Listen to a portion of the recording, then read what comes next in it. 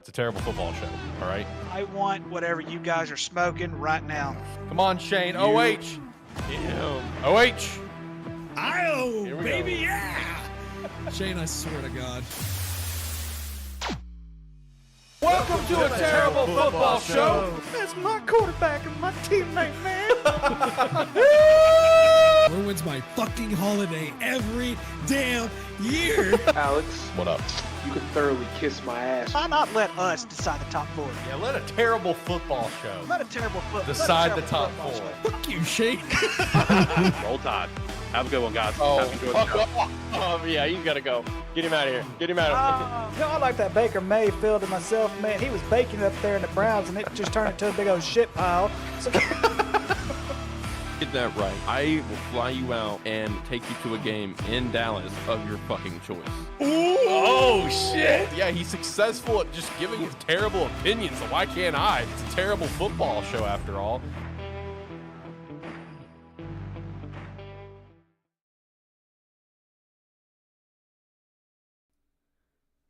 Hello, ladies and gentlemen. We are here. Me and Ricky are here. Alex is on vacation. Shane couldn't make it. This is a weird episode.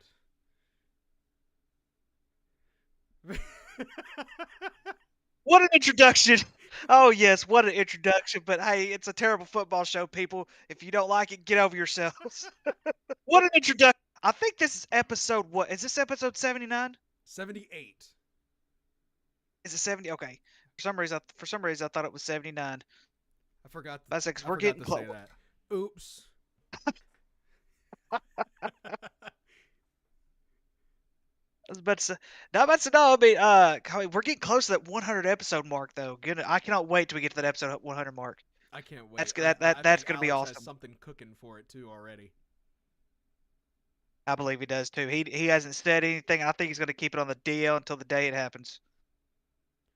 So it was I would say overall it was a pretty good weekend for football. Yes, it was. Really didn't see any big upsets or anything like that, but we did see a lot of see a lot of small teams compete. You know, to me the best game this weekend was Duke and Notre Dame. That was the best game this past weekend, in my opinion. And so, but I'm sure we'll get to that because my gosh, Duke shot themselves in the foot on that game. Oh my gosh, they shot themselves in the foot on that game. Yeah, I mean, I would say, you know, I was shocked, honestly, how good of a game Colorado was giving USC. Yeah, I'll agree with my that. big surprise. I was actually flipping back and forth between that game and unfortunately the Arkansas game. Yes, yeah, because whenever I was watching because I didn't get to see that second half part. I saw the first half, and then Arkansas was doing so horrible. I took a nap. That's how bad it was. So I just took a nap. But yeah, I mean, there toward the end, it looked like It looked like Colorado. You know, Shedeur Sanders was getting comfortable in the pocket. He was making good throws.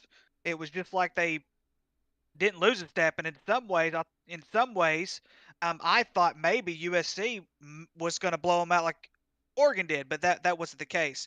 But I do believe, Jacob, one of the biggest things with USC, and I'll say this until Lincoln Riley is coaching no more. Every Lincoln Riley team I think I've ever seen does not play defense. He is not a very good defensive coach whatsoever. He is offensive oriented. That's fine. There's nothing wrong with that, but you've got to get somebody that's really, really good on the defensive side of the ball and really put more of an emphasis toward defense. USC's not going to make the playoff, let alone win the conference championship playing the way they are, though. It's not going to happen. There's too many good teams, and I can't believe I'm saying that, but there's too many good teams in the Pac-12 this year for him to keep doing that. Yeah, I'll agree with that. I mean, obviously, though, Caleb Williams, another Heisman showcase right there. 6 touchdowns, 403 yards. Incredible. But yeah, USC just doesn't overall seem like they're going to be one of the top teams out of the Pac-12 this year, even though a lot of people had them projected to win the Pac-12. But I think Oregon has the best team overall. Yeah, I think overall you've got Oregon, and of course, don't forget about Washington. Washington's a pretty good one. And then and don't sleep on the Beavs. I know they lost a game, but I mean, but the Beavs, Oregon State could still give USC a game. I mean, it's just there's just so many good teams this year in the Pac-12. It's like you can't really sleep on anybody this year. Which just sucks considering that it's the last year of the Pac-12. It's terrible. It's like they're going home, like a go home show for them. Yeah, and I mean, I remember a time, Jacob, where the Pac. Well, of course, it was the Pac-10, back years ago. But I remember a time where there was an argument to be made whether the Pac-10 was the second or the third best conference in Power Five football. Because at one point it was. I mean, you remember Pete Carroll's USC years, as dominant as USC was during those times. Probably some of the best college football teams you will ever see in your entire lifetime. I know a lot of people compare some of Nick Saban's era, but I still to this day believe that I think it was the 04, 03 USC team, whichever one didn't lose to Texas. That team that didn't lose to Texas is probably still the best football team that's ever stepped on the football field. They were really, really good. Because you didn't just have one Heisman candidate, you had two. Yep. You had the quarterback under center, Matt Leiter, and of course Reggie Bush, who did end up winning a Heisman at one point. I mean, just that right there, they had to recruit to that. Imagine having to recruit to compete against a program like USC. And of course, Lincoln Riley was brought in to kind of bring USC back to its glory years because it fell through there for a few years. But overall, like you said, it is just sad though because now there is no more Power Five conference, and now we're stacking all these conferences, and it's going to make it way worse in my opinion. But we'll just have to play the waiting game and see. So, what are your thoughts? Do you think that Georgia is still deserving of that number one spot? No, and I know Michigan. I know Michigan hasn't really been tested yet, but Michigan stayed consistent. Michigan's consistent with what they usually do. When the game is in hand, they don't run up the score. They run the football. Let's get out of here and we're done. They don't. That's just how they are. To me, Michigan has been the most consistent of the teams so far. It's so far this season. Texas, you can make an argument for Texas because Texas. I mean, if that game they had against Kansas, my gosh. And Kansas is not a bad offensive team, but my gosh, it was a blowout. And so, but Texas, they're going to get tested again this coming week against Oklahoma. That's going to be a barn burner right there because Oklahoma's not that pushover team that they were last year. But no, if it were me right now, Jacob, you've got to put Georgia in the top five just because they're still undefeated. But at the same time, it's like when this comes to eye test, I've got Michigan, Texas. I'm gonna go ahead and say Ohio State. I think Ohio State's better than Georgia is. And I know, no offense, that's really not saying a whole lot because Ohio State isn't great, but Georgia's not great at all. They're terrible. How are they undefeated? They're undefeated still, but they're the worst undefeated team that I've ever seen in my life.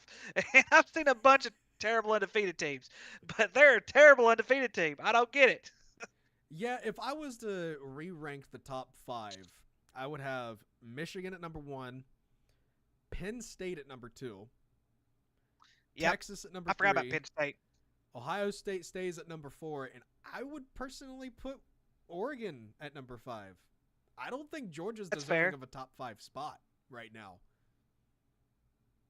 That's fair. And I think a lot of it we have to also remember they lost a chunk of their offense last year, a good chunk of their offense last year.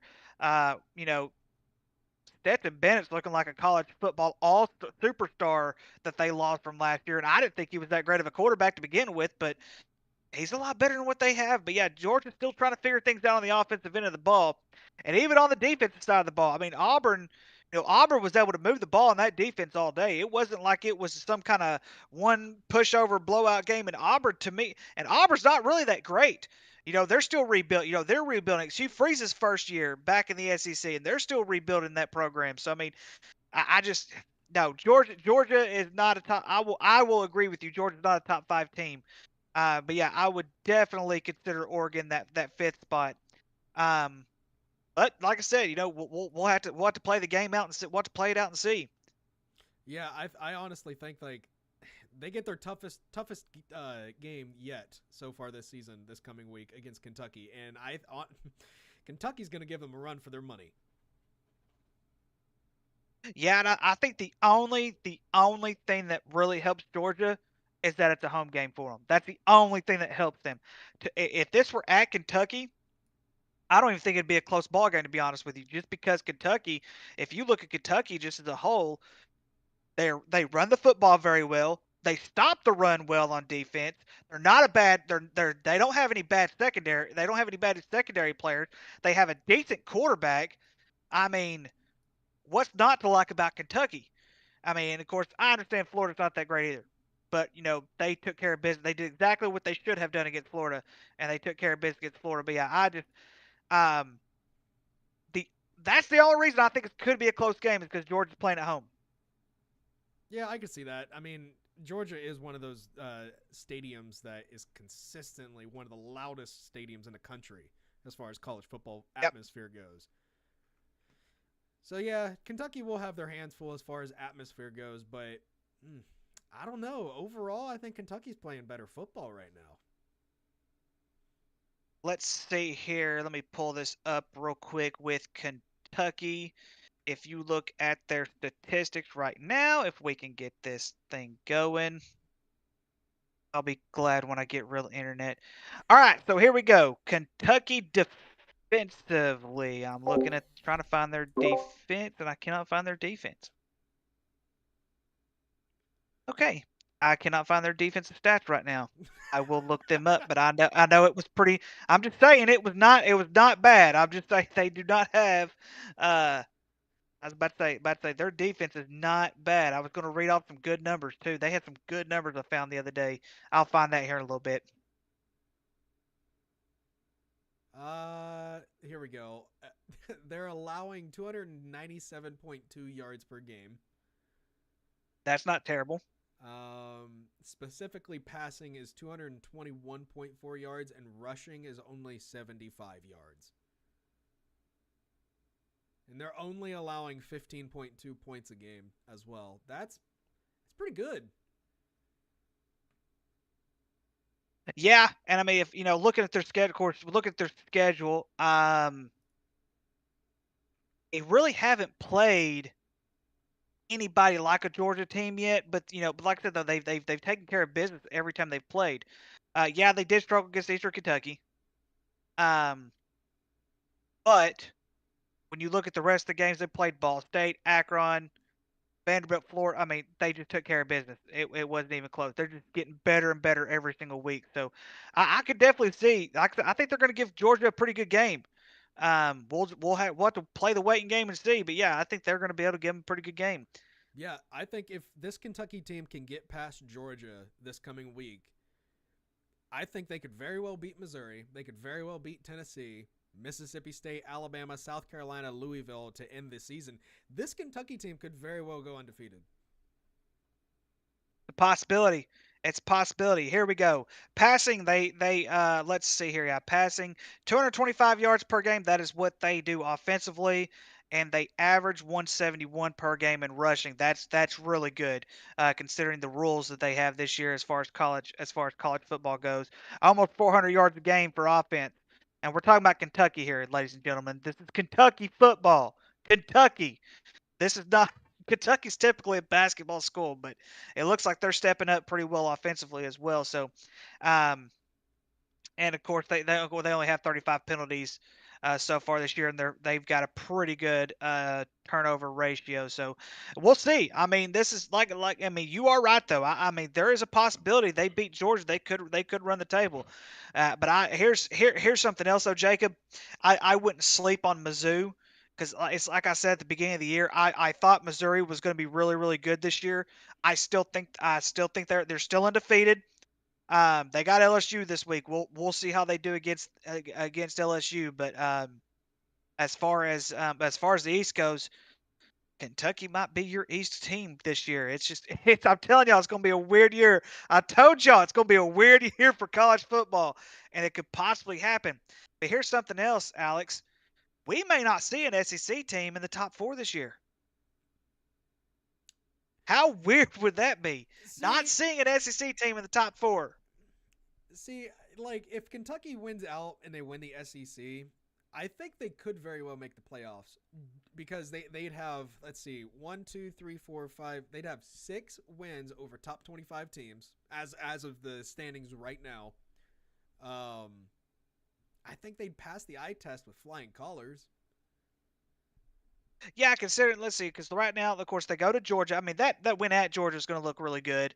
I mean, but they're about to have a gauntlet of a schedule too. You go through, Missouri, Tennessee.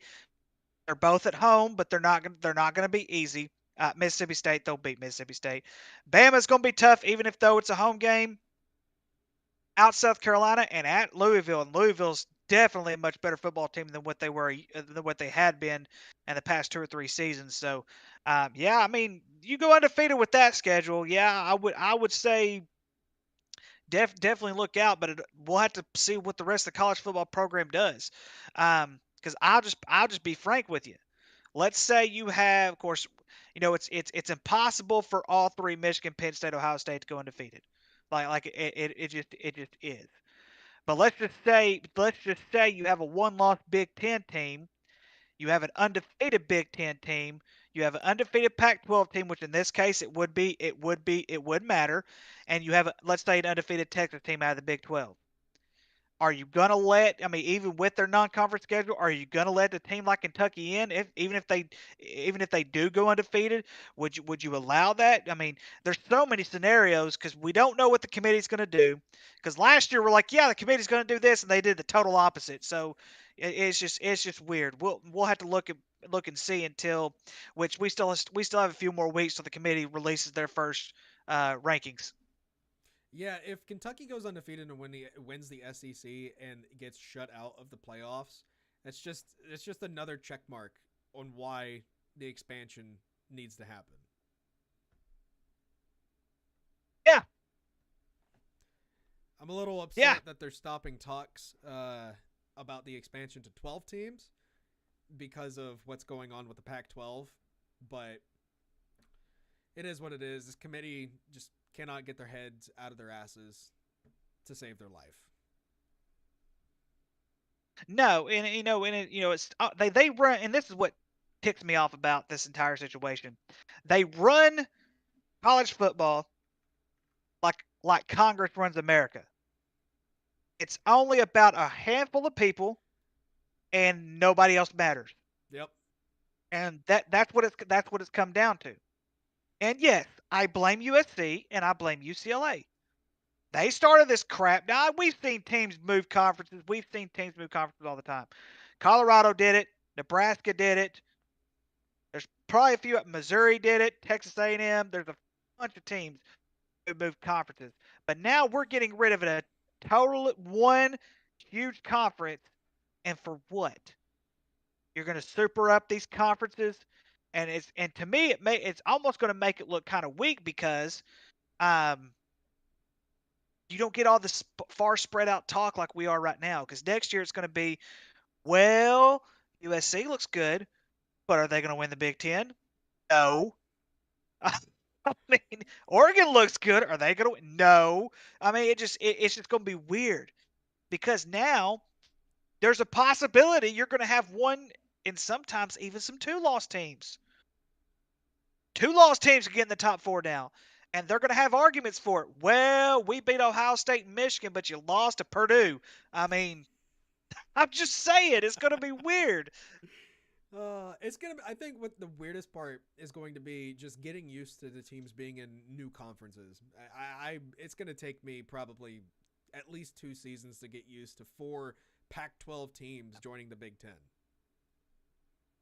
Right, and I mean, I remember when Texas A&M and Missouri both joined the SEC, and the one thing that they really try to put, of course, they did push the Southwest Classic to be at Dallas, and they've been really pushing this Battle State line rivalry, which Arkansas fans are still not stoked about it because Missouri is not our rivalry. We do not consider Missouri a rivalry, no matter how many times they kick our ass and how many times we kick their ass.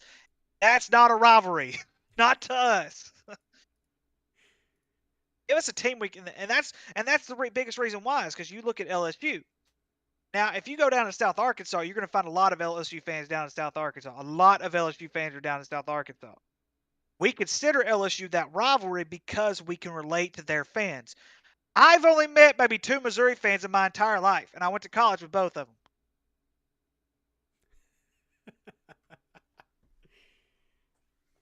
Well, okay. So since my team had a bye this week, let's talk about your team. Let's not talk about my team. Let's just skip my team. We're just gonna pretend like for a second. We're gonna pretend like for a second that I don't have a team because let's talk about my Arkansas State team. They've won 3 in a row. They've won 3 in a row. As a matter of fact, he has the highest QBR rating in the nation in the last 3 games. And I don't care that he hadn't played nobody. But let's talk about Arkansas State. Let's not talk about University of Arkansas because I mean at this point I just want to break everything and pretend like we don't have a football team. We don't have an offensive line. We don't have a secondary. I'm so sick of seeing Hudson Clark. We're just horrible. We are absolutely horrible. I have never ever seen in my entire life us waste such great talent in KJ Jefferson or Rocket Sanders. Never but we have completely ruined KJ Jefferson's college career. It's over. There's no rebound from this. And here's the thing, Jacob. The good news is we play Ole Miss this weekend. The good news is Ole Miss doesn't have a defense either. Mm-hmm. The bad news is Ole Miss's offense is better than we are. So therefore, who do you think I'm gonna pick to win this week? It's not gonna be Arkansas. Well, it's not like you guys. I mean, the 3 losses that you guys have, it's not like they've been blowouts, though. Texas A&M was a blowout. Texas A. I understand it was 34-22. Jacob, Texas A&M was a blowout. I'm telling you, it was that bad. It was that bad. Our defense got an early third quarter pick 6, and the rest was history. It was that bad. Well, we cannot move the football. I'm telling you, Jacob, it's that bad. When you lose to BYU 2 years in a row, I guess it is that bad.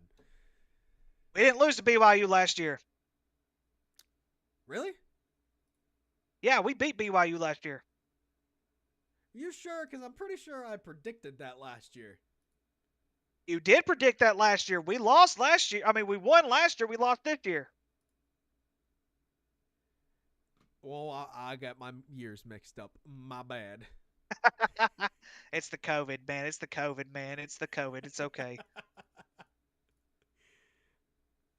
Is there any games coming up this week for college that you're looking forward to? I'll get to that here in just a second, but I will say this much, Jacob. Had we not lost to BYU the way we lost to BYU, I don't think Arkansas fans are in such a panic mode as what we are in right now. A lot of it, we are seeing the same things. And yes, I do believe Sam Pittman is in the hot seat right now. I believe his seat has gotten very, very warm, probably right there close to that hot seat. I mean, do we still have time to turn it around? In some ways, yes, we do. But here's the thing. You got to start winning. Because at this point, I'm picking Florida International to beat Arkansas toward the end of the year. So I'm just saying, it's that bad right now. Well, like you said, you got plenty of time to turn the season around. I mean, you still have multiple games remaining this year where you play ranked teams. So you still could very well end the season ranked at the very least. True, but that's the thing. We got to run the table. We're not going to run the table. We play at Ole Miss. We play at Alabama. Ole Miss is a winnable football game. We're not going to do it. Why? Because we suck offensively. We're not going to beat Alabama at Alabama because even though their defensive front is not as good as what it's been in the past, they still have a pretty good defensive front. Florida, we can beat Florida, but it's in the swamp. And I'm just telling you. I mean, we're really going to see how bad we are when we play Florida. I'm just telling you, man. There's so much panic right now. I need to see them at least win a game, man. Just win one game, and we'll be fine. Go 3-3, lose to Bama, go 3-4, then run the table, and we'll be fine. But I mean, right now, just the way they are looking, Alex, it wouldn't surprise me if we lose out the rest of the way.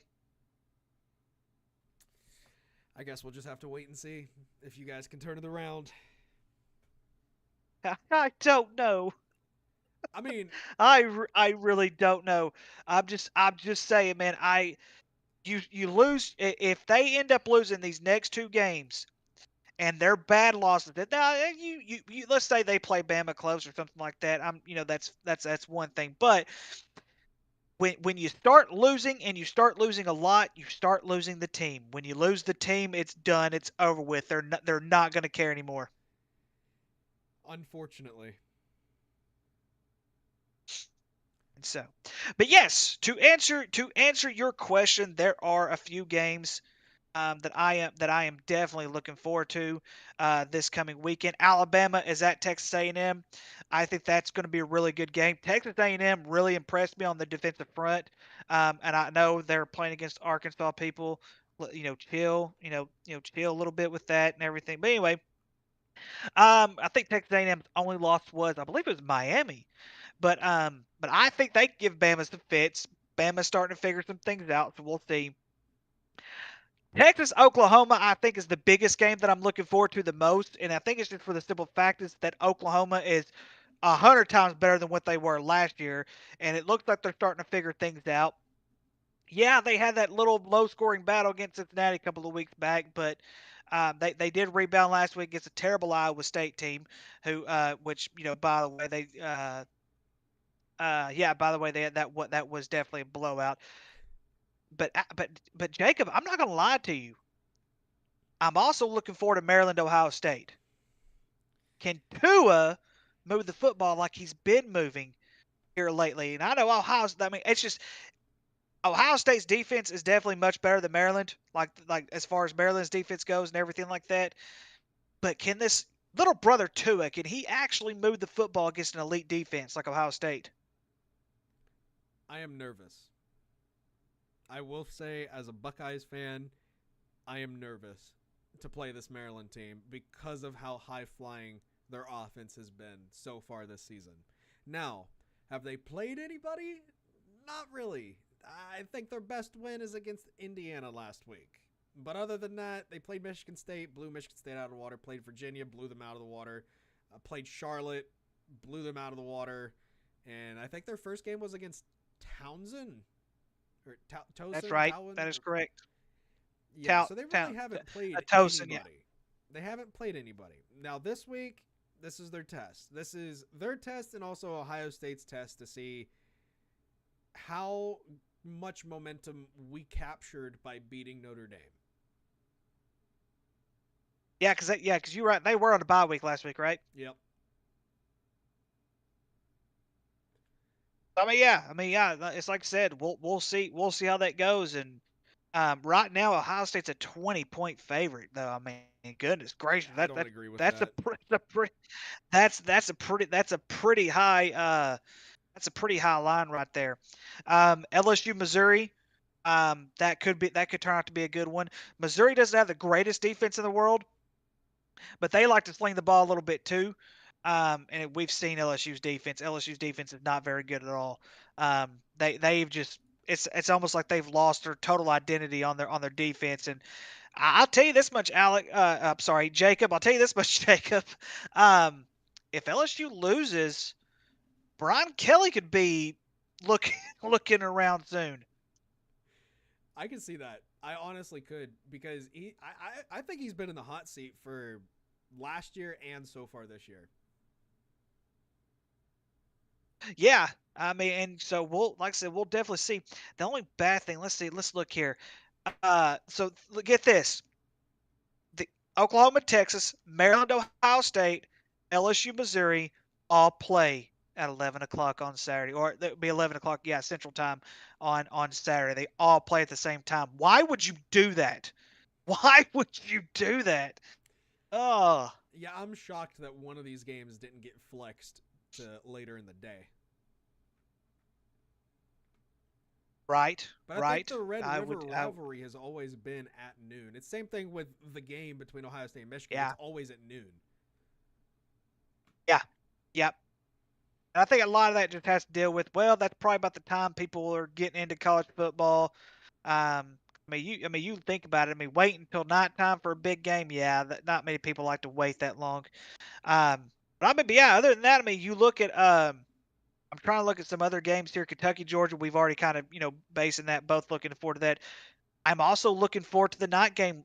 Notre Dame does not, telling you guys, Notre Dame does not have an easy schedule this year.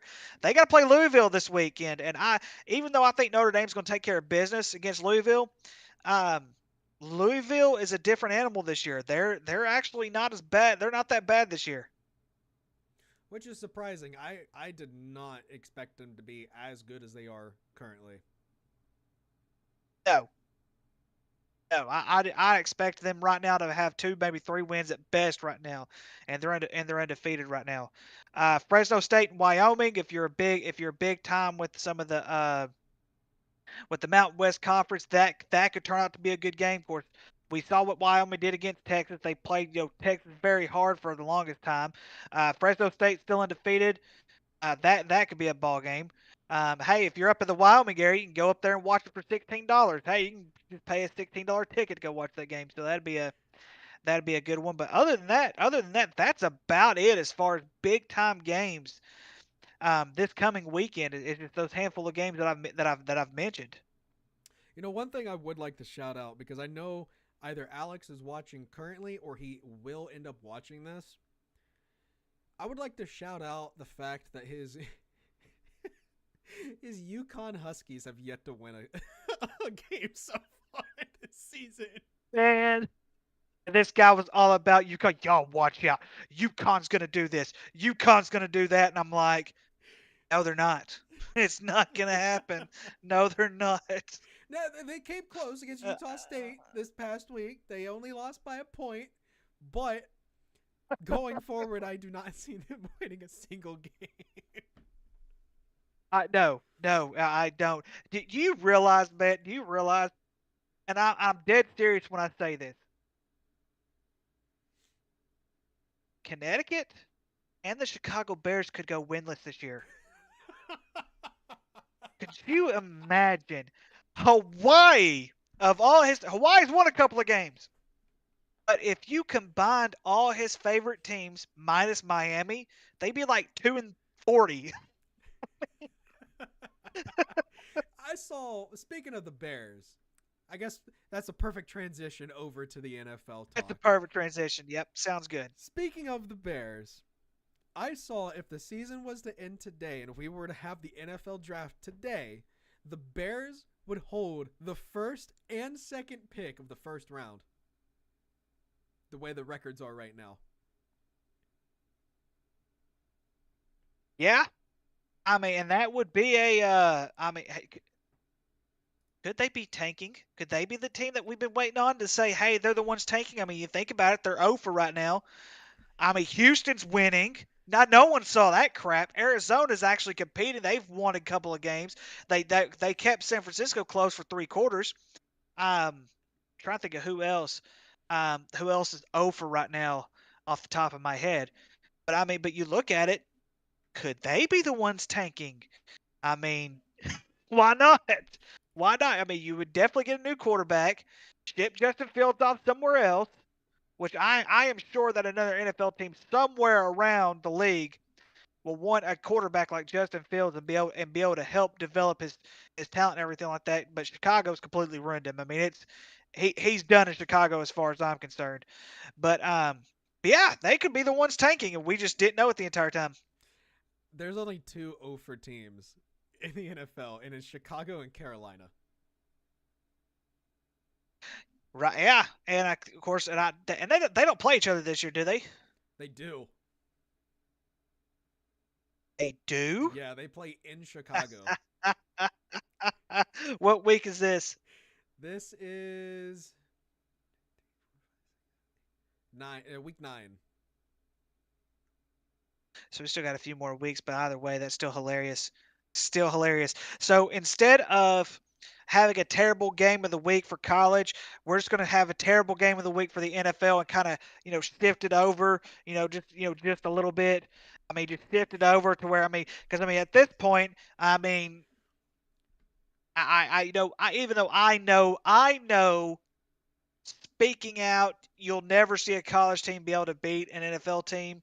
But at this point, it would be hilarious if we just start comparing, some of these college football teams with the Chicago Bears. I mean, just be like your team, oh, your team. So, I mean, you remember though, because if you remember a while back, the Browns used to be compared to like compare to Alabama. Yeah. I mean, it'd be just the same exact thing. I mean, this Chicago team and this Carolina team, they're just as bad, if not worse than those Browns teams used to be. They're horrible. It's crazy too because if the draft was to happen, you're right. They would get Caleb Williams, and with the second pick, they would easily pick up Marvin Harrison Jr. Yeah, I mean that'd be a good combination to have. Um, 'Cause, I mean, if you look at it right now, if just by looking with the Bears and their biggest issues they've had, defensively they can't stop anybody. That's their biggest thing. They give up more points per game than anyone in the NFL right now. So as far as going offense goes, I would understand going after someone like Caleb Williams. I would not understand not going after someone, maybe a defensive tackle, maybe a linebacker, which linebackers are kind of scared to come to anyway. Someone in the secondary, someone that's going to be able to help that's going to be able to help your defense. My opinion, get a defensive tackle. Get someone that will go in there and just be able to get through an offensive line because that's what you got to do. Everything else will take care of itself. You got to get you a good defensive line. Yeah, I absolutely agree. And one thing that I need to say is, obviously I'm not a Chicago fan, but I'll say this on behalf of a true Chicago fan, Alex.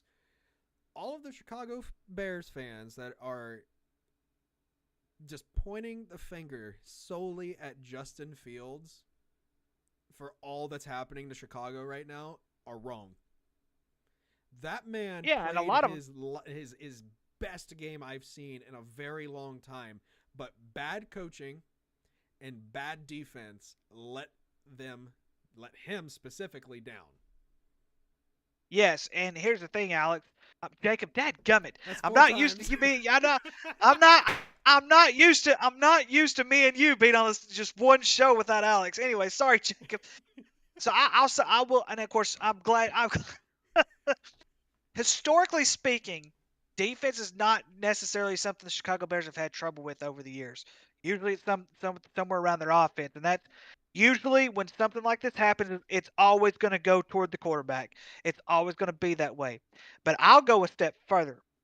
If they think that Justin Fields is the sole issue, they don't know football, and that is the biggest thing. Arkansas Razorback fans, most of them don't know football. And I've sat in the stands with some of these Arkansas fans. They don't know their football. They may think they do. Oh, why are we doing this? Why are we doing that? There's a reason. You don't know your football. Why are you asking that stupid question? So I'm just telling you, it's one of those things, Jacob. The defense has got to get better. The offense will eventually take care of itself. They need linemen on both ends of the football. You get you some good linemen offensively on some of their core keys. They've got a talented running back. They've got a decent quarterback who needs more development in the league. They've got wide receivers. They don't have linemen. Period. And they don't have a secondary. And it's easier said than done. But Jacob, Alex said this the entire summer. Go spend your money on good players, and they didn't do that. Yeah, just like another team who also lacks a offensive line and is blaming it solely on their quarterback, the New York Giants. They have been blaming their quarterback since day one. And one of the things I cannot stand about Stephen A. Smith, I love listening to the guy. He is a great journalist, probably one of the all-time great journalists of all time. But there are some things when it comes to football he lacks in, and there's a lot of knowledge in football that he definitely does lack in. That's why I like the fact that Shannon Sharp has come along to help him out. Of course, before Michael Irvin got in that little debate where with the hotel incident, and of course basically ESPN let him go, which was stupid on their part. I'm glad he's got others in there to kind of balance out his football knowledge because he doesn't have near the football knowledge. But he puts it solely on both quarterbacks in New York, both of them. And I'm like, I'm starting to wonder. He always calls out those who don't know their basketball. I'm calling out this. He does not know his football as well as he should for some of the topics that they discuss on his show. Yeah, I 100% agree with you because the way he was talking about not only Daniel Jones but Zach Wilson, who also played a phenomenal game against the Chiefs, which that game's a whole nother discussion as far as officiating and everything goes. Because holy crap. No, but I just think, like, you know, it's the age-old thing. If a franchise is dying, the first two people to get axed is the quarterback and the head coach. Every time. And it's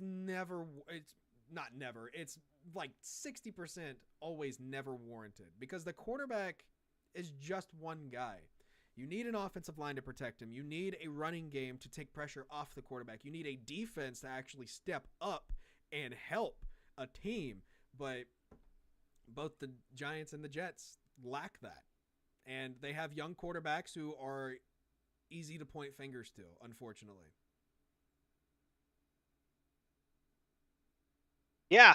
And that is the big thing, you know, just so many finger pointing and you know, this. And here's the thing. I don't know. I'm sure the Jets record would be a little bit better with Aaron Rodgers. But I mean, they acted like Aaron Rodgers was basically Jesus coming to save them, and technically that wasn't going to be the case. It wasn't going to be the case. We don't know if he was going to be that guy. Now, did we buy into it? Absolutely. Why not? You know, you're going to a different team, and historically, you know, quarterbacks who have moved to different teams have made that certain team better. I mean, you look at the Denver Broncos before they had Peyton Manning, and when Peyton Manning came, it made them better. And we saw right that then and there, Peyton was not his best when they won that Super Bowl, but they still won the Super Bowl. So I mean, it just there's so much that goes on. You know, it's not even funny. There's just so much that they have to put themselves into, and they typically don't. Um, yeah, they just typically don't, Alex. It's weird. 5 times. 5 times now. Jacob. Jacob, son of a gun! I will get it right one day, dadgummit. Well, okay. In the Jets' case, their 3 losses, only one of them has been a blowout. They played competitively against New England, although that was just an ugly game overall, because New England is also a dumpster fire of a franchise right now. But they only lost by 3 points against the reigning Super Bowl champs, and they started out 17-0 after the first quarter.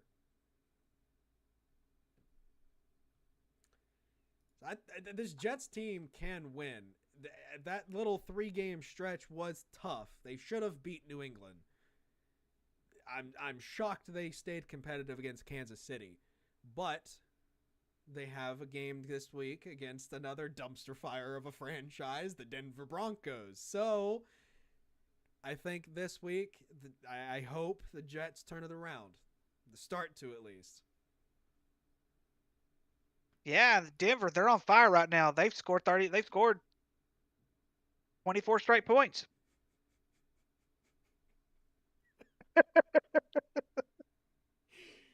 I'm just pointing that out. They're on a fire right now. They're on a 24-0 run. Unlike the Miami Dolphins who put up 70 one week and they only put up 20 the next week. So, but you know, that's insane. I did not expect the Bills to blow out the Dolphins like they did. No. Here's the thing. I can't remember if I think I picked Miami to win that game too. I can't remember.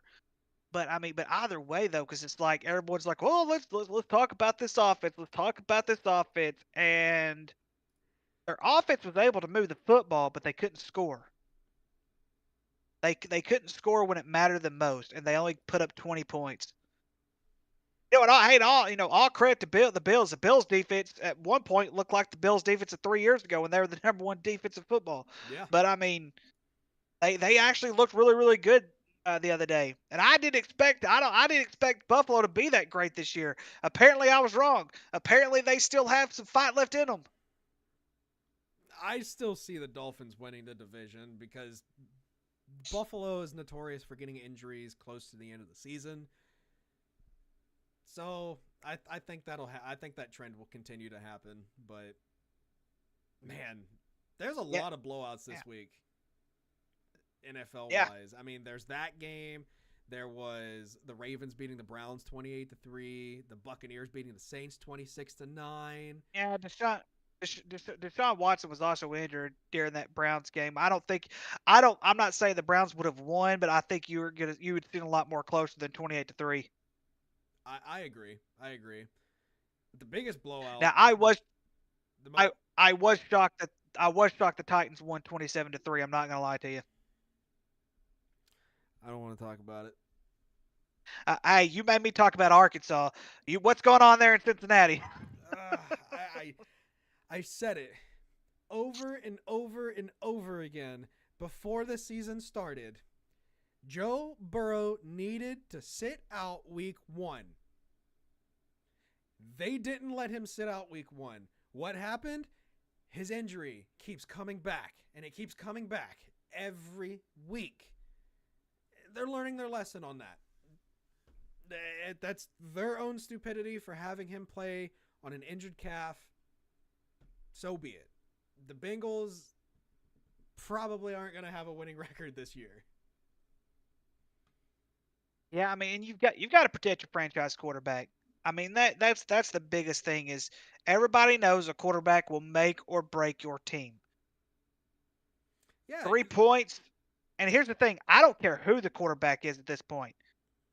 3 points with that talented of wide receivers on your football team, talented running back. Are you kidding me? 3 points is all you can come up with?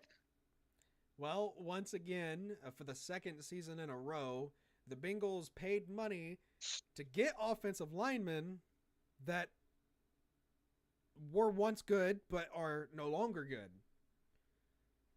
They paid for the names instead of the talent, because the talent has been degrading. But, when you shove out so much money to pay for a quarterback, when you have to change your name on the stadium and get a new sponsor just to pay your quarterback, you would think you would take a little bit more care of that quarterback. Just slightly, Right. just slightly. It's a huge investment. But Well, Jacob, Cincinnati was my Super Bowl win. I take that back. I'm never picking them to win a Super Bowl ever again in my life. it is what it is. But hey, Cowboys, they had a blowout this weekend. I'm shocked. I am too. Jacob, I will say, Jacob, I got a question for you. All right, I'm dead serious when I ask this. Have you ever seen an offense like the Dallas Cowboys be able to move the ball so well but not score in the red zone ever? I don't think I've ever seen an offense like that before. In general, it's like you look at it, they have at least 5-6 trips to the red zone every single game so far this year, and they haven't played great teams. All right, let's take that consideration. They haven't played great teams, but it's not like they've played all these pushover teams. I mean, yeah, the New York Giants are still figuring things out. Arizona played lights out against the Cowboys. The Jets' defense is historically great, and the Jets, I think that was the week they came off the Bills win, if my memory is correct. but it's, and of course, New England, that's all they're known for right now is their defense because, well, let's just face it, they don't have an offense. But I don't know in my entire life if I've ever seen an offense be able to move the ball so well, but not get it done in the red zone. And it's going to really cost us over the course of the next 4 games because we have 3 road games over the course of the next 4 games. We're at San Francisco. We're at the Chargers. We're home against the Rams, but then we're at Philly. Hey, and Jacob, those 4 games are they may be winnable games, but they're definitely not pushover games. I can tell you that much. We could easily, Jacob, and I hate to say this, we could easily be 3-5 over these next 4 games. Please, don't say that. I'm just saying, I don't think we will. I don't. I think we'll find a way to beat the Chargers. I think we'll find a way to beat the Rams. Philly going to Philly. Philly hasn't really found their edge yet. I mean, you look Washington. Washington took them into overtime this past weekend. So I mean, I'm just saying they need to take the approach more serious than what they have these first 4 weeks. These first 4 weeks are almost like preseason games, even though we lost to the Cardinals. But they were more like preseason games. But I am telling you, man, it's going to be a rough 4. It's going to be a rough 4 weeks. That's for sure. And I think we get a bye week in between 2 of them. I think so. Yeah, we get a bye. Oh, here it is right here. We get a bye week between the Chargers and Rams, I think. Yep. Over That that is our bye week. stretch, I will be a content fan if we come out of that 4-game stretch with 2 wins. Yeah, and that's the thing, Jacob, is like unless you're over or 1-3 right now, there's really not a whole lot of panic that anybody should be going, because right now there's still teams trying to figure each other out. Yeah. There were some talks earlier about Kansas City and how Kansas City, like, some people are worried about Kansas City. Why are you worried about Kansas City? No one should be worried about Kansas City right now. It's the Chiefs. They're doing exactly what the Chiefs do. They're kind of slowly but surely building their way. They're trying to figure things out. They're coming off a Super Bowl. Reminder, Patrick Mahomes has been to 5, not 3, not 4, but 5 straight AFC championship games. They're going to be fine. Let's talk about that game now. Okay. As, the officiating expert of the group, Yes. what is your take on that? Which one? The Chiefs and Jets game towards the end, the holding the 2 missed. Well, 1 holding call was completely missed on the offensive line. Offensive line of the Chiefs. That should have made it, I think, 3rd and 35 when Mahomes QB sneaked and got a first down that led to the field goal. And then Let me look. So Jacob, the wacky. I did not. Jacob, You didn't watch it? No, Jacob, I did not watch it. That's why I'm like, which one are you talking? Because I haven't seen highlights or anything of that game. But let me pull that up real quick. What was it? It was let's see here. Chiefs versus Jets. I think all you would have to do is just type in Chiefs versus Jets holding call, and both of them would come up. Let's see what we got here. That way I can let me look here. See, this is going to take a second for it to load, but like I said, I'll look at these. But I'll tell you one thing though that I can definitely tell you what officials try to do when it comes to this. All right, let me see here. Which one are you looking at? Because there's 2 of them. There was a holding call that got called on Sauce Gardner, but then there was a missed holding call on Kansas City's offensive line. So they still haven't. Why aren't they playing?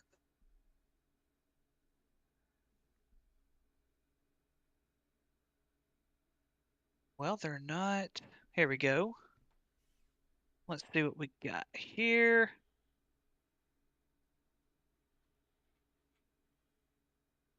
Okay, so they're showing this looks like a double team right now.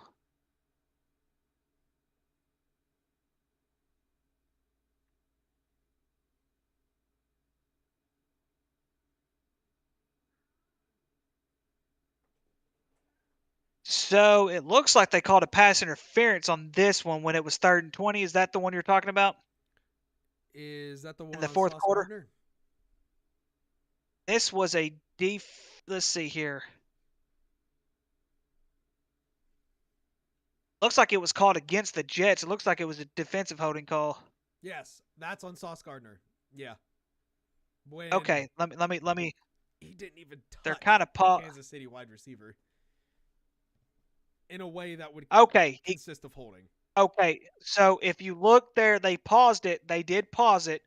So if you look at what I'm looking at right now, right before he hits the 30-yard line, it looks like Gardner takes his right arm and grabs the right shoulder pad, or it looks like he's grabbing his jersey. That's why they called that one. But what they didn't do is, they didn't throw the flag on that one.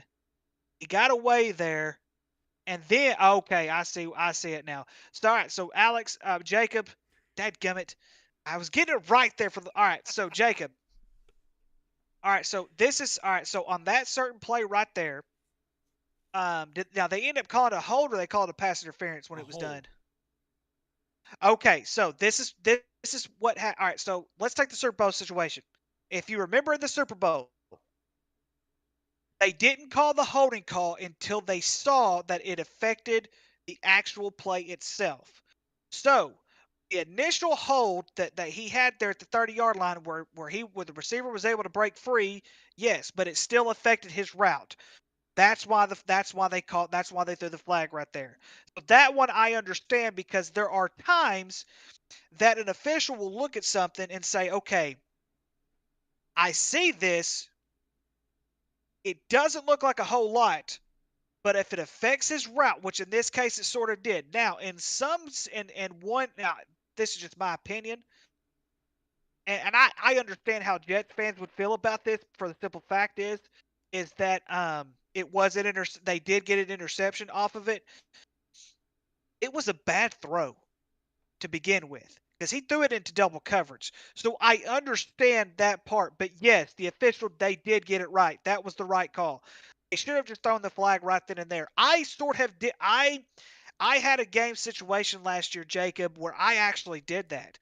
And the coaches were very, very upset about that. But um I was at CrossFit, and it was against Monticello. The Monticello receiver. I'm sorry.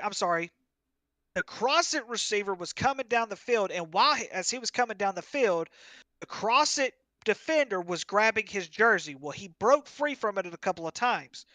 Well, when the ball was thrown in the air, he was trying to go get it. As he was trying to get it, one CrossFit defender was grabbing him and pulling him back, while the other one came and intercepted the pass. I threw my down marker first, that he intercepted the pass, and then I threw my flag. I should have thrown my flag way sooner than what I did, because it was pass interference. And then after that interception, then I should have thrown my down marker. Had I done that, there probably wouldn't have been this big outrage, from Monticello's coach. But yes, that has happened. But yes, that's the right call. It's just the timing of it. And just like they say in basketball, there's no such thing as a late whistle. It's the same thing in football. There's no such thing as a late flag. Fair enough. Fair enough. I could. That explanation helped big time, because myself and a lot of Jets fans were complaining about how late the flag was thrown, how it just seemed a little Yeah, and fishy. that's where even as fans, you have to understand officiating in order to be able to understand what goes on. Because, like I said, we don't always call what we see. We call what we see that affects the play itself. Had that hold not happened there, and I understand it was 5 yards early, but you guys have to understand is we're talking about seconds here. These guys are running 40-yard dashes in 4 seconds. Imagine the seconds it takes to go from 1 yard to 7 or 8 yards. And that's where the push and shove comes in. I guarantee you that referee would have told you the same thing. He probably saw the hold, didn't think it was going to be a huge deal, and then it turned up to be a play where had he not held, the receiver would have had a chance to make the play. And that was the issue. The receiver did not have a chance to make the play. Therefore, it was a holding call. Now take a But look I at the also other one. understand. I also understand though where the fans are coming from because it was an interception and it was he did throw it to double coverage. I did understand. Okay, so let's see here. That was the only one that popped up. Let me see if I can find the other one real quick. Oop, wrong one.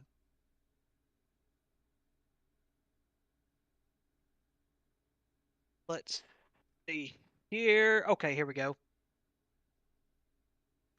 All right, there's the first holding call. And it did affect his route. I do agree with that.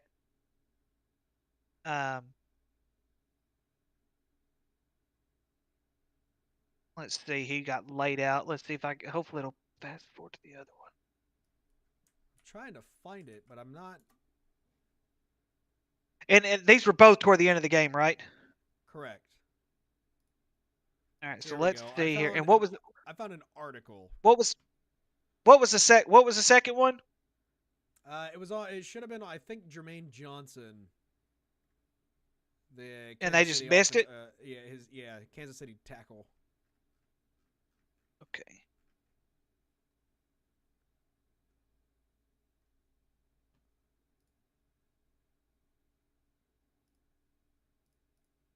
It looked like they had nailed. Oh no, he was eligible. Never mind.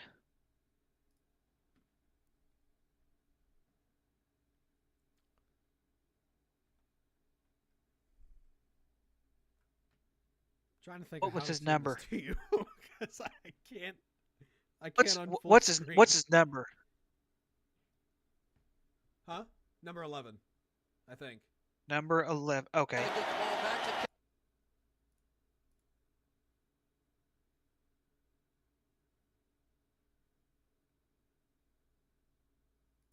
Okay, Jermaine Johnson. Okay. Jermaine Johnson is on the Jets defense, and he is number 11. But it's the Kansas City left tackle. How do I send this to you?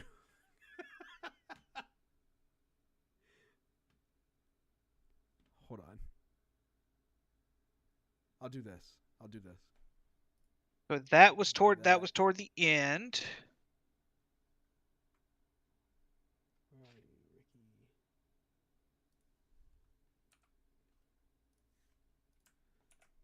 Okay, I sent it to you. How'd you send it to me? On Discord. I don't know how to get that crap on Discord. Let's see here. Okay, here we go. I found it. Let's see here. Let me scroll down. Up, down. There we go. Let's see if I can see this.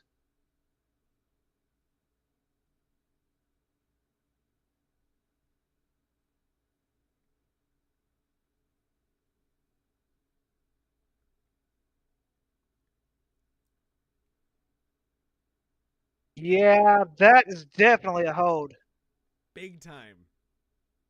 Okay, so in this situation right here, you've got the white hat who's in the very back. There's no way he's going to be able to see that. You've got all right. So you've got a line judge who should have seen that. It's just a bad. Yeah, The back judge bad. is staring So right now- at it. So all right, so I also here is something here's something kind of new that I learned. It was definitely a hold. Should have been called a hold. But here's something I learned that I didn't realize. Start paying attention to the gloves offensive linemen wear. They typically wear the same kind of gloves as the away opponent's jersey because it's hard for holding to see. But yeah, he grabbed his arm, like I could see his arm he had grabbed where Yeah. he couldn't be let go. Yes, that was definitely a hold. That one right there was missed. That was definitely a missed call. But I like I said that first one I agreed with. The first one that I saw, which I know was also toward the end of the game, um, but yeah, it's hard to see sometimes. It really is. But yeah, that white hat was just not when the white hat's in the back. There's no way he's gonna be able to see that. But the back judge, of course, most back judges typically watch what the receivers are doing because you're looking at this long. It was what was it, 3rd and long or something like that. 3rd and So you're 23. looking. So yeah, and I am sure and I am certain because one thing that NFL officials do, they don't. From my understanding, they watch the game as soon as the game is over with. They'll watch the entire game and they'll critique themselves. They'll have others that'll critique them, be like, "Hey, this is what you need to do better."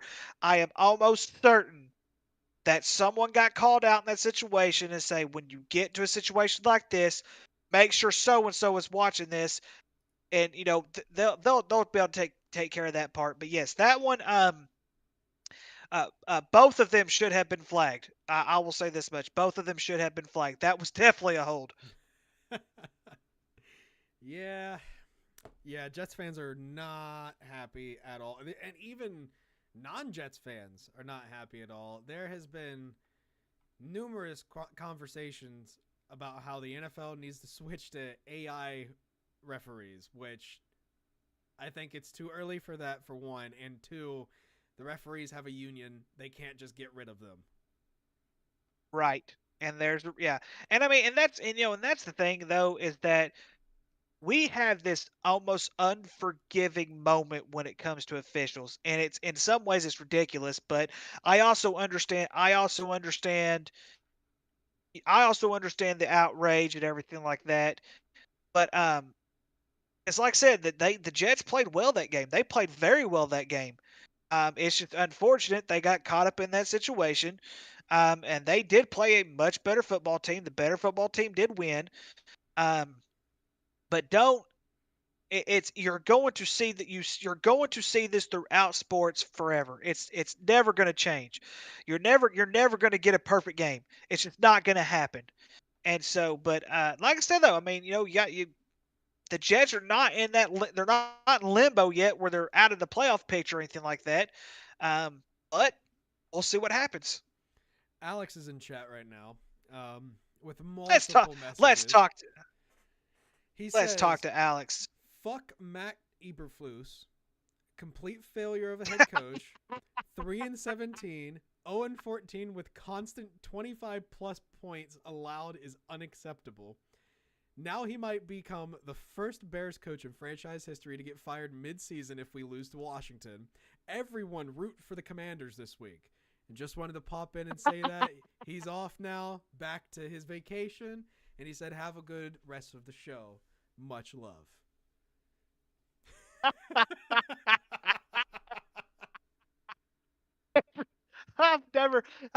Everyone root for Washington this weekend. Hey, Alex, Washington's going to win this weekend, buddy. Your wish is going to come true, Alex. It's going to happen, my man. It's going to happen. Sam Howell is about to ball out. Against that great Chicago Bears secondary. It's going to happen. Hey, That is speaking awesome. of the Commanders, though, I told you guys the game between them and Philly was going to be close. I told you. Yeah, Nobody I didn't. believed me. Hang on. I didn't dispute that. I did not dispute that one single bit. I know the Commanders have been playing good football so far this season, and I was rooting for the Commanders to win that game. I was really hoping they would win that game. Same. I was so hoping, because I mean, they haven't played bad, unless you count the Buffalo game, which 37-3 is pretty bad. Yeah, but that's pretty bad. overall, I mean, they won their first 2 games. Granted, it was against Arizona and Denver, but man, Philadelphia has kind of reminded me of Georgia, where they should be dominant, but they're really not. They need to figure out defensively. Defensively, they have struggled. They have really struggled defensively. Like, the only game that they've won by more than one score was against Tampa Bay last week. That was 25-11. Minnesota, they won by a touchdown. New England, they won by 5 points. And Washington, they only won by 3 points. Yeah. Yeah. And we saw how terrible New England's offense was. Bill Belichick is more than likely retiring after this season. That or he's going to die on the football field this season. I mean, they're that horrible. Probably. There was a shot, I don't know if you saw it or not, but when Mac Jones threw a pick six in that game, the camera panned to Bill Belichick right before they took a TV timeout, and he was just rubbing his face and running his hand through his hair, and he just did not look good at all. He looked so pissed. And I think for the most part, Jacob, is when we look at the Bill Belichick situation, I think a lot of people give Tom Brady more credit than do Bill Belichick now. Which is unfortunate, because throughout the Brady era, Belichick was the one that was consistently getting talent from, it seems like, the cracks of walls. Like, he would just go find a former 5th round pick, bring him to New England, and they'd automatically be a star. Yep. I think Bill Belichick deserves the solid majority of the credit for the saga of New England. And I'll second that. Just basically everything you just said. But I mean, you just look at what he's done since Tom Brady, and it does raise questions. But at the same time, he is getting older. You could tell he's getting tired. I mean, you could just tell on the sidelines he's not the same. Maybe it is time for a change at quarterback for New England. Maybe Mac Jones isn't the savior that the Patriots thought he was going to be. Probably not. Probably not at this point. I mean, but someone out there is willing to, even if he goes to the XFL or whatever the XFL and USFL merging together, whatever they're going to call it. Maybe one of them teams will give him a chance. If you get my drift. He does not belong in the NFL. At all. At all. One of the worst Alabama quarterbacks to come out of college football. So, I mean, right? He's nothing compared to Jalen. Nothing compared to Jalen. And I don't even think Jalen rightfully should be a top quarterback in the NFL, because I do not think he is. I think that supporting cast or that he has at Philadelphia is what does it for him. And he gets all the credit, of course, because he's the quarterback. But yeah, Jalen's just so much better than Mac is. I think one of the things, though, is whenever you're in college football, there is this huge transition that makes it so much different. You have college quarterbacks that have been great in college football because they figured out college football. And they transition to the NFL, and they figure out it's a totally different situation, and they just can't figure it out. And that, unfortunately, is what happened to what has happened to Mac Jones. He just has not been able to figure it out. I agree. And, maybe a change of scenery would help him. But if Bill Belichick can't get you to become a star, I don't know who would. I mean, we could always let Trey Lance go. We can bring Mac Jones to Dallas, and Cooper Rush can show him a few things. I would much rather have Mac Jones than Trey Lance. I think anybody at this point would. Hey, maybe Mac Jones goes to Chicago. Maybe there's a trade. Mac Jones for Justin Fields. Yeah. Oh, and I do want to call out something while we're at it. Anthony Richardson should not have been playing this past weekend. I'm sorry for hyping up Minshew Mania. So, Alex, I know you're going to listen. Yeah, I hyped up Mitchie Mania for you, man, and he didn't even start. I'm sorry, man.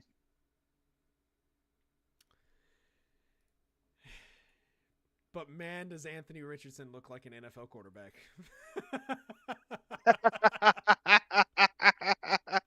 They did come back. They almost won. They did come back. But still, your defense plays so well one week, then the next week they're like, nope, we're not gonna play. Yep.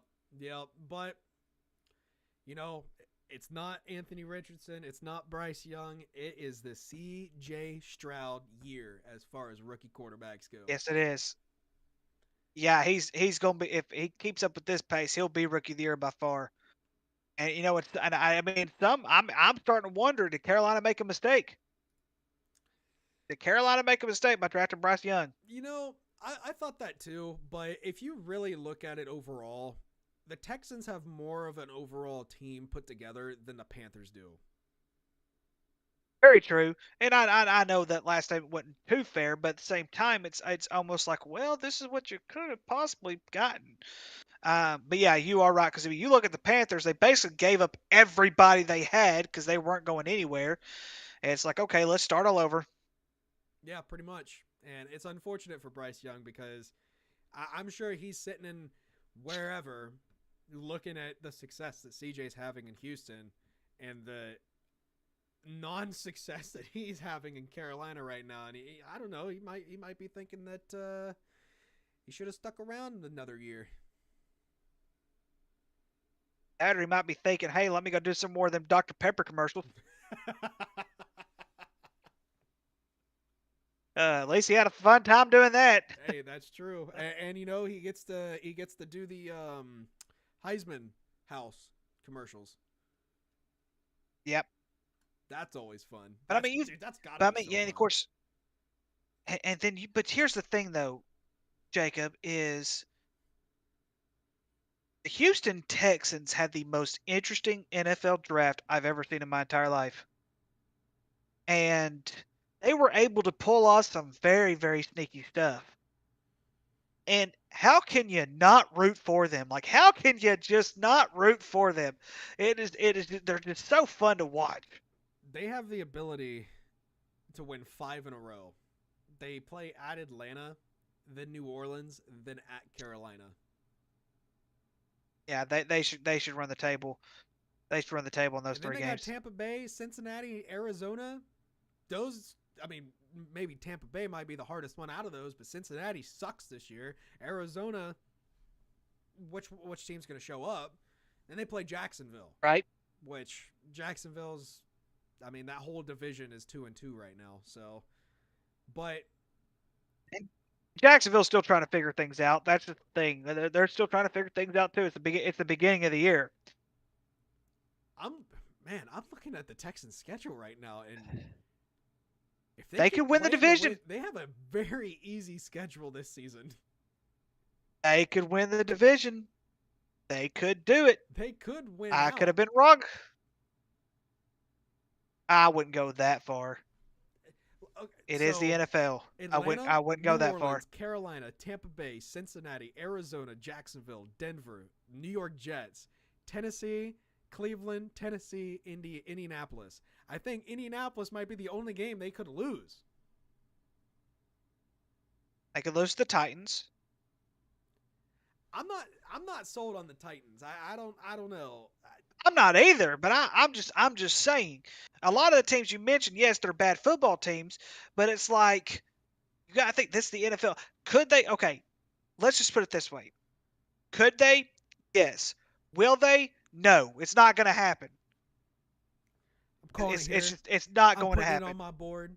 The Texans will only lose one more game this season. Oh my gosh. And it's going to be this Sunday. It's going to be this Sunday. And then you're going to go back on next week. I admit that they're only losing one more game this season. Okay, put it on your board. One more game this season. Right I say at least 3 or 4. It's the NFL. So what is the Texas record right now? 2-2. Are they 2-2 right now? 2-2. So you're telling me they're going to have a 3-loss year? They're going to go 14-3 this year? Absolutely. It is a pretty weak schedule, man. That's the weakest schedule I think I've ever heard in my life. It's crazy. It's honestly insane because if this was the start of the season, I would say the Cincinnati game would be a loss. The Jacksonville game would be a loss. Maybe Denver if they would have been able to turn it around, but the Jets would be a loss and then probably split with the Titans. Yeah, because I didn't have anyone but Jacksonville in that division with a winning record. I don't think it. And I don't know. I don't remember what I had. I'd have to go back and look and see what I had. Let me go back and see what I had That's what real I'm doing quick. too. All mine are going to be wrong though. That's the thing. They're all going to be wrong for the most part. Oh, let's see here. What was that website called again? Playoffpredictors.com. Playoff Predictors.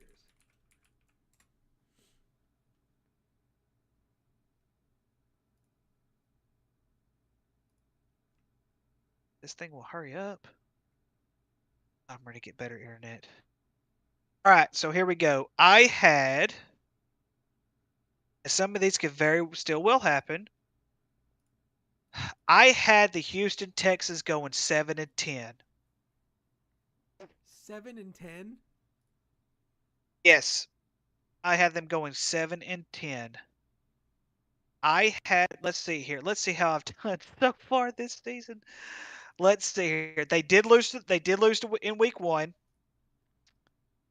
I did have them beat Jacksonville in week 3, and I did have them beat Pittsburgh in week 4.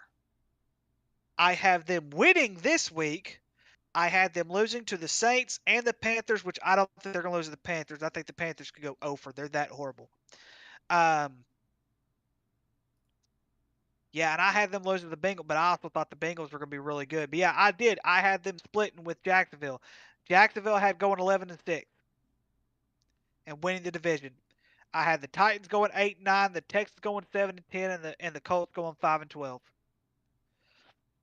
Just Man, about all of mine could very. I think my I think it got reset for me. Man.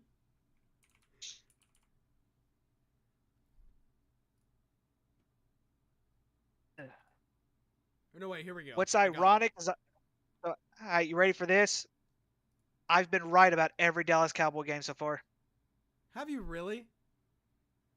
I had them losing to Arizona. Didn't even realize it. I had crazy. them losing to Arizona. I had them losing to Arizona. That's hilarious. I'm like, yep, they're gonna lose because they always play terrible. And that, hey, you know what's funny? I had that one as Arizona's one and only win.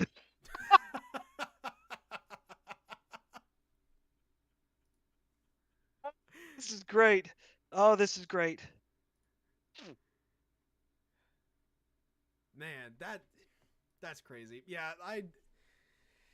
this division is weird because all 4 teams have played good football at times and also have played pretty bad football at times. But I don't know. The Texans are on the up and up. They're the hottest team right now. Yeah, I will agree with that. All right, are you ready to get into predictions? Do you have anything else to conversate about? Oh man, let's get into some picks, man. Let's get into some picks. You want to do NFL or college first? I've got college pulled up first. Let's do college first. All right, let's do college first. All right, starting it off with the Friday night game. We got Nebraska going to the Fighting Illini. Very interesting football game. Nebraska, I think, is still winless. You never know what Brett Bielema is going to do. I'll take Nebraska. I'm going to take Illinois on this one. Skip that one. All right. Who picked this game? Who picked this game? Ricky, was it you? Yes, it was. Yes, it was. Yes, it was. The Terrapins of Maryland going to the Ohio State Buckeyes. Obviously, I'm hammering down Ohio State. Yeah, I think this could be a very good football game. Because the younger two is going to be in this game. Ohio State, in the long run, I think will still win this football game. I'll take Ohio State. Thank you. I appreciate that. Rutgers at Wisconsin. Give me Wisconsin. Yeah, I'm going to take Wisconsin this game too. I know Rutgers had that one huge win, but they haven't played anybody.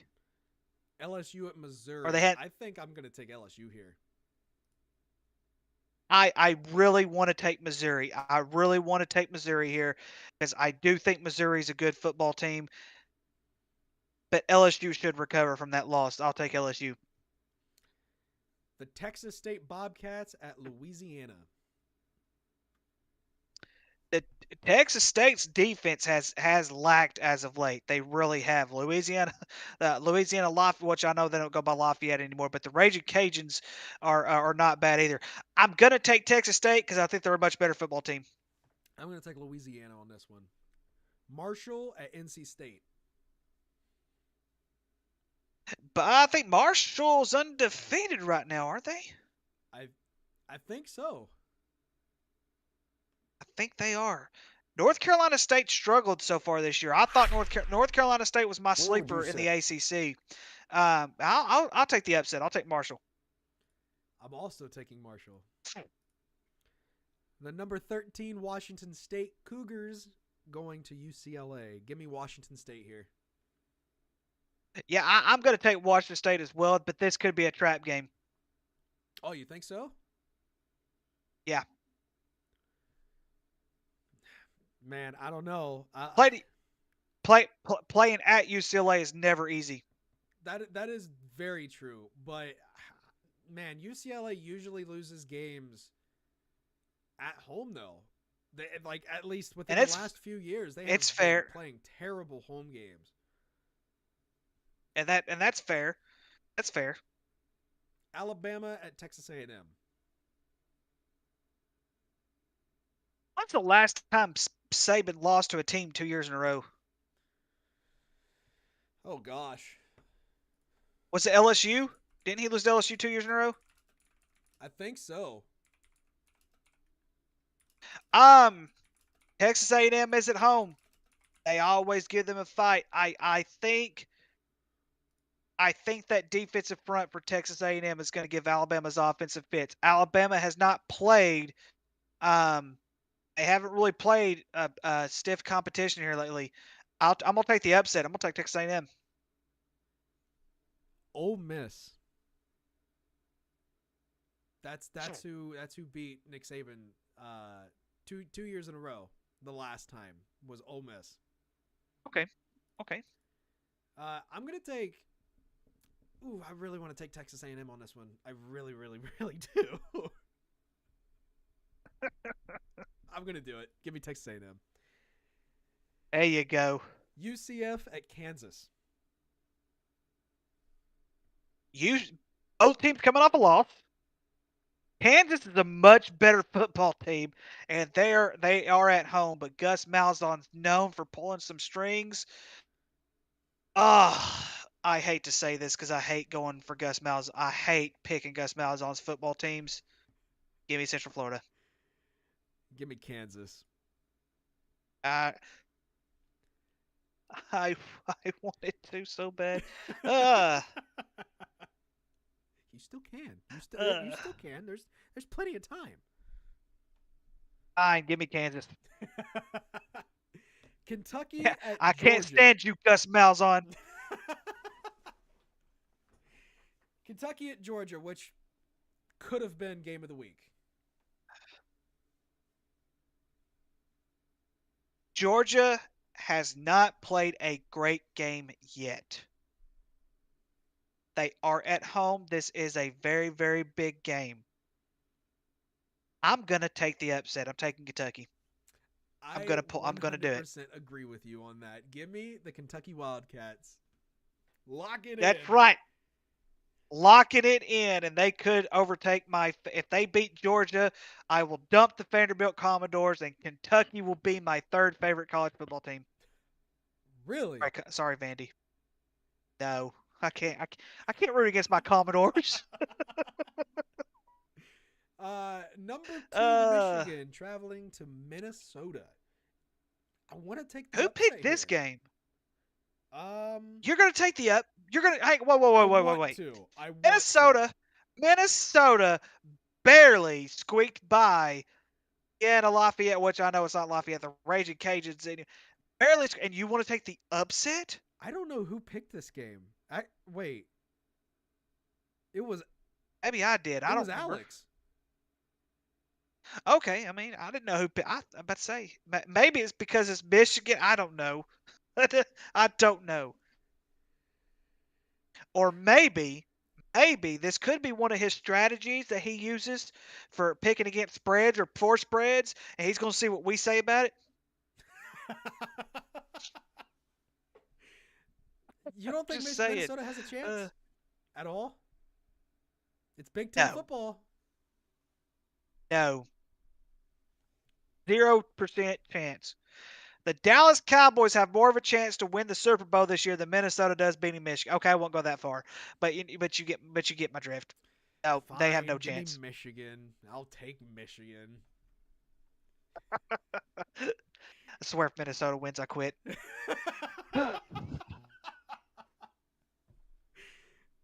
Number 10 Notre Dame traveling to number 25 Louisville. Another game that could have very well been game of the week. Yeah.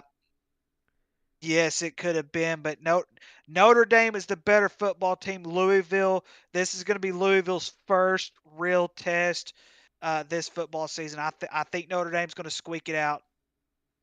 I think Notre Dame wins this too. How close do you think this game's going to be?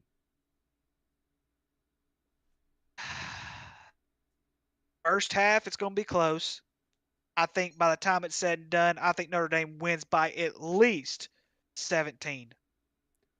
Ooh, so you're banking on like a garbage time touchdown then? Yes. Okay. I can agree with that. You can thank Shane for this game being on here. Arkansas at Ole Miss. God. Ole Miss, move on. You pick Ole Miss too. We're moving on. Yeah, I'm agreeing. We're moving on from that crap. How many times do I have to come on here and say, stop doing this? The crazy thing is, it's Shane that keeps putting them on here. Now Alex did admit that he put it on last week and the week before. So here's the thing, though. Alex has been doing some of these games for Shane here lately because Shane has not been available because of his job. Oh. Yes, that's what I'm saying. That's because I called Shane out for a couple of weeks ago, and then that's when Alex is like, "Oh, by the way, I'm doing it myself because it pisses you off." I think this game has the potential to be a fantastic game this week. Number 24 Fresno State going to Wyoming. Yeah, I mean, Wyoming, we saw what they did against Texas a couple weeks ago, and they did give Texas some fits. I think they can do the very same thing to Fresno State, but I think Fresno State's going to be a little bit too much in the end. Give me Fresno State. I'm taking Wyoming in the upset here. And I really That's hope fair. to see Wyoming in the top 25 next week. Georgia That's Tech fair. That's at fair. number 17, Miami. This should not be a very good game whatsoever, but however, for whatever reason, it turns out to be a decent one usually. I should pick Georgia Tech just to piss Alex off, but I'm going to take Miami at home. Now you got me wanting to pick Georgia Tech.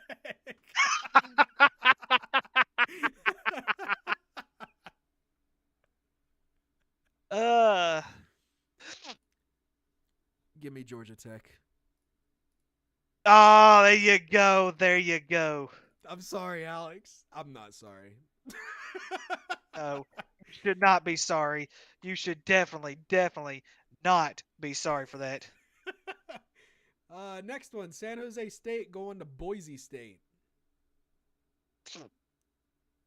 Boise State has just not played very well. What is going on over there? I expected them to be way better than what they were. Let me see. I'm trying to look up their records real quick before I pick this game. That's the one that San Jose State's only won one football game. They're also underperforming. I thought they were going to be a lot better this year. Boise, I think they're coming off a loss to Memphis. Yeah, I think Boise bounces back. Give me Boise. Yeah, I agree with you. San Jose State, their only win comes against a school named Cal Poly. Yep, and Cal Poly is usually, I think they're usually a baseball powerhouse in California. Ah, I have to look gotcha. that up. I have never heard of that school. Yeah, Cal Poly. Yeah, yep. Number 15, Oregon State going to Cal. Give me the Beavs. Yeah, I'll take the Beavs in this one too. Cal could make this one very interesting. Cal is one of those teams that you just never know who's going to win. You just never know which team's going to show up. I absolutely hate picking Cal games because I'm usually wrong, but I feel very, very confident that Oregon State's going to win this football game. FCS Game of the Week. South Dakota State traveling to Illinois State. Give me Illinois State. Let's see here. These teams are in the same conference. I'm trying to remember. Let's see here.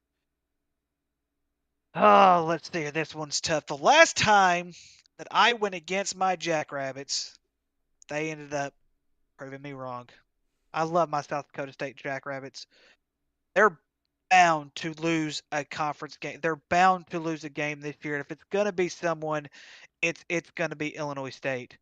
Um, let's see here. Illinois. Let me see who Illinois' one loss was to before I pick this. They lost to Eastern Illinois a couple of weeks back. No, I can't do it. I'm gonna take South Dakota State. Okay, all right. The FBS terrible game of the week. Old Dominion traveling to Southern Miss. Give me Southern Miss. So Old Dominion, I think they're one of those schools. Didn't I pick them to win a game a couple of weeks back that they ended up getting their absolute destroyed? I think Probably so. because I think I did Yeah, the same thing.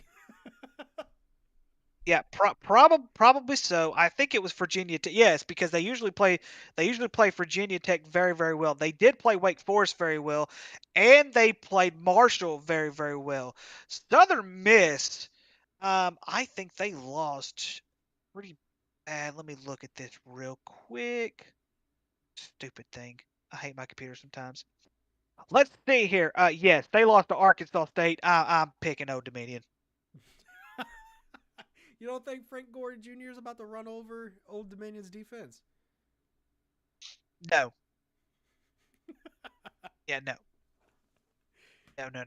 Nope. Definitely gonna stick with Old Dominion. Even though, like I said, Arkansas State has won 3 games in a row, and their quarterback leads QPR through the last 3 games. So hey, and that's even right over Caleb Williams. You're so proud of Even that, though they may aren't not you? win another game. I am, even though they may not win another game this year, but I'm proud of him. They switched quarterbacks and bam, 3-0. All right. The FBS game of the week, the Red River Rivalry. Number 12 Oklahoma traveling to number 3 Texas.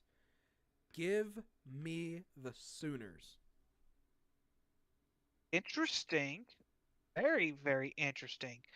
Let's see here. These teams have played a total of 118 games. I think this week is 119. Trying to remember who leads that rivalry so far. I think it's Texas. I am right. It is Texas. Um, you know, I think if I'm not mistaken, this is a neutral site, right? Correct. Yeah, usually it is. And you never know what's going to happen in this game. I'm going to take Texas because I think they're the better football team, but would not surprise me if Oklahoma pulls it out.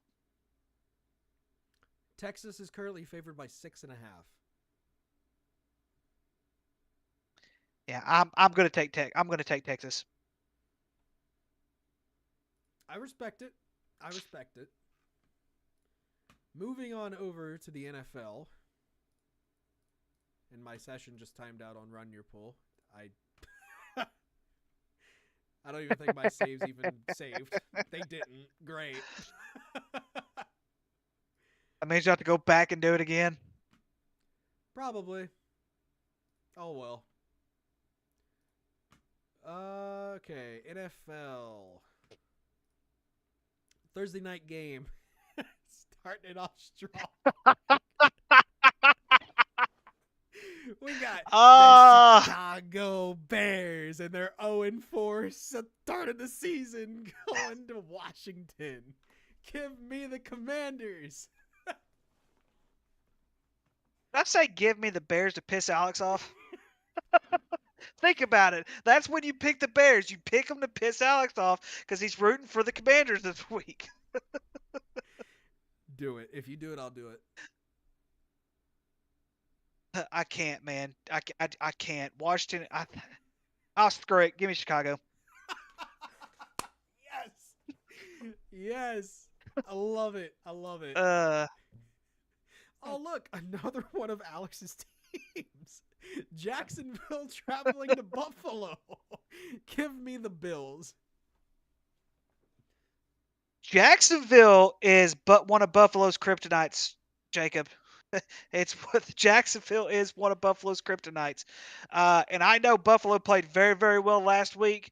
I'm taking the upset. I'm taking Jacksonville. Ooh, Alex is going to kind of love you and kind of hate you for those last two picks. But I'm just saying they're Buffalo's kryptonite. The Tennessee Titans travel to Indianapolis. Give me the Colts. Yeah, I'm going to take the Colts too, even though let's just hope Anthony Richardson plays a lot better than what he did last week. True. Very true. The Houston Texans travel to Atlanta to take on the Falcons. Give me the Texans. Yeah, they can't afford to lose another game according to you this year. So, yeah, Hey, give me Houston. One. They can lose one.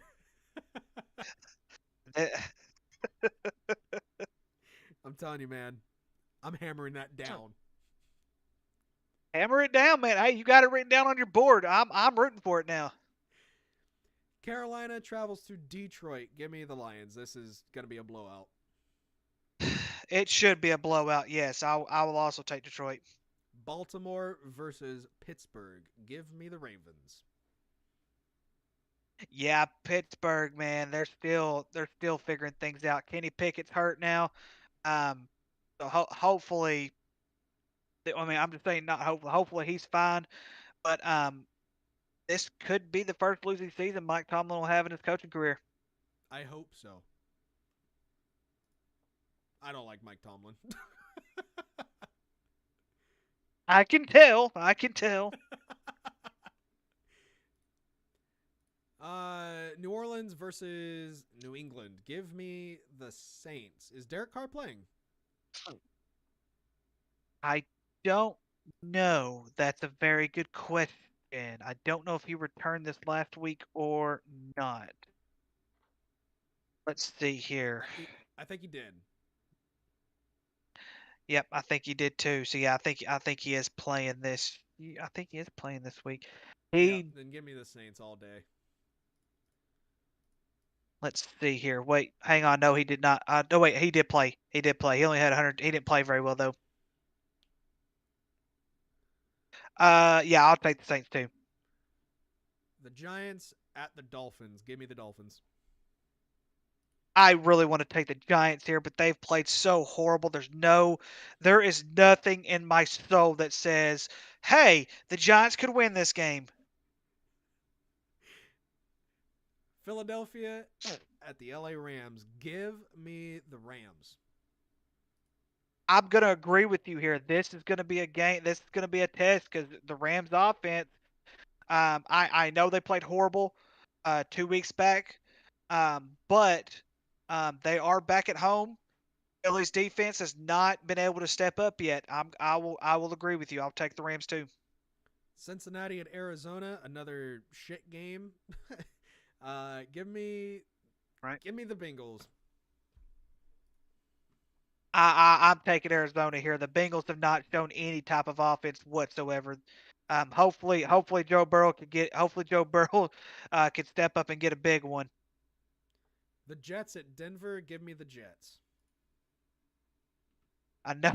Another game that the Jets should win, and the Jets should definitely win this football game.